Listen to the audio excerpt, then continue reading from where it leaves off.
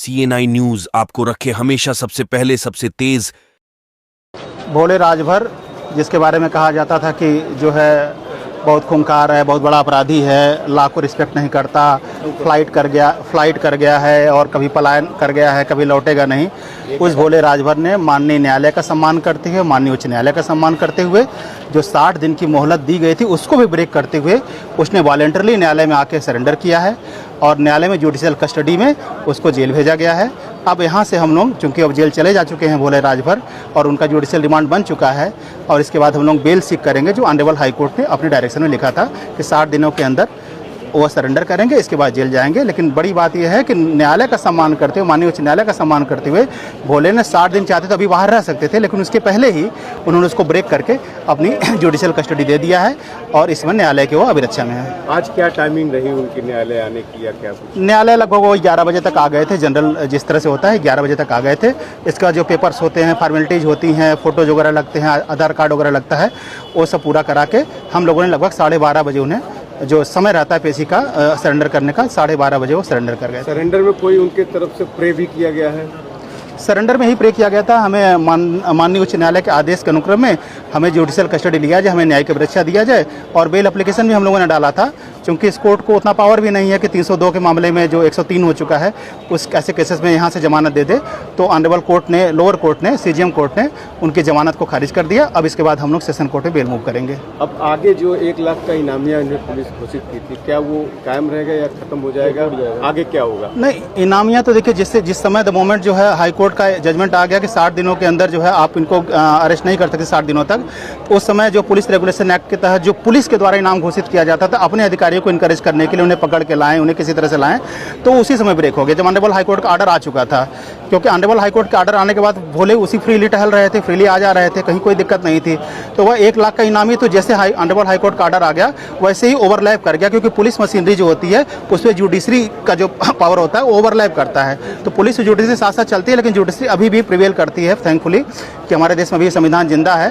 तो वह police regulation act के तहत जो 1 लाख का इनाम जो है यहाँ से लेके फिर फॉरवर्ड होकर फिर ADGP महोदय के माध्यम से वो फॉरवर्ड हुआ था 1 लाख का, वह तो उसी समय ब्रेक हो गया था। तो अब तो उसका एग्जिस्टेंस का कोई सवाल ही नहीं है। लगातार सौम्या जो है वो अभी धरना दे रही है और इधर ये सरेंडर हो जाता है। अब क्या मतलब किस तरह से देखा जाए? देखिए, सौम्या का दर्द बड़ा है, मैंने पहले भी कहा था कि उसने अपना भाई खोया है, उसके परिवार ने अपना बेटा खोया है। अब वो उनका स्टेज प्रोटेस्ट जो है वो किस कारण से है, अब उनको तो भोले के लिए तो बिल्कुल ही नहीं करना चाहिए था। और बीच में उनके स्टेटमेंट आप लोगों के माध्यम से मुझे सुनने में आया कि उसने भी कहा है कि हम न्यायालय के माध्यम से अपना जस्टिस सीख करेंगे। तो न्यायालय के माध्यम से आएँ, अपनी बात कहें कोर्ट के सामने। हम बेल डालने जा रहे हैं, बेल में आएँ, बेल का प्रोटेस्ट करें, बेल का विरोध करें और हाई कोर्ट में जाएँ, हाई कोर्ट में बेल का विरोध करें और जो जुडिशियल प्रोस्पेक्ट में जैसे होता है उस तरह से अपना जस्टिस लें। बाकी उनके धरना प्रदर्शन के बारे में क्या ही कमेंट कर सकता हूँ, वो तो उनका अपना निजी अधिकार है, कर सकते हैं। आप अधिवक्ता हैं, भोले राजभर इतने दिन से फरार रहे, काफी कुछ मानसिक तनाव से गुजरे होंगे, क्या कुछ बता रहे थे?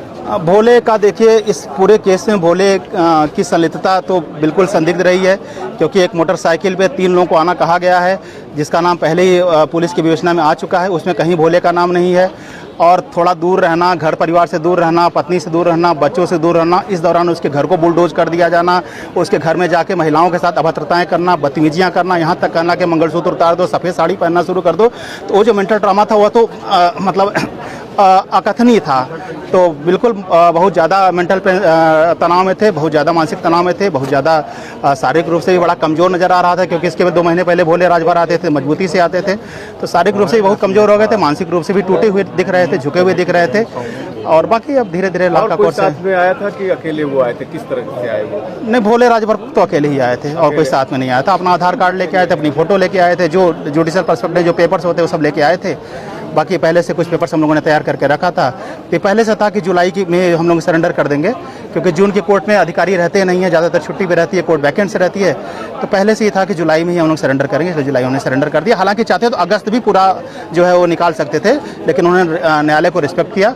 इसके लिए मैं भोले को थैंकफुल कहना चाहूँगा कि उन्होंने जुडिशरी का सम्मान किया और अपने आप को आके न्यायालय जुडिशियल कस्टडी में अपना सरेंडर किया।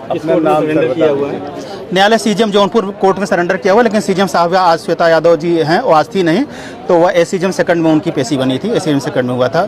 मेरा नाम उपेंद्र विक्रम सिंह है। आप भोले के अधिवक्ता हैं? हम भोले के अधिवक्ता हैं जी।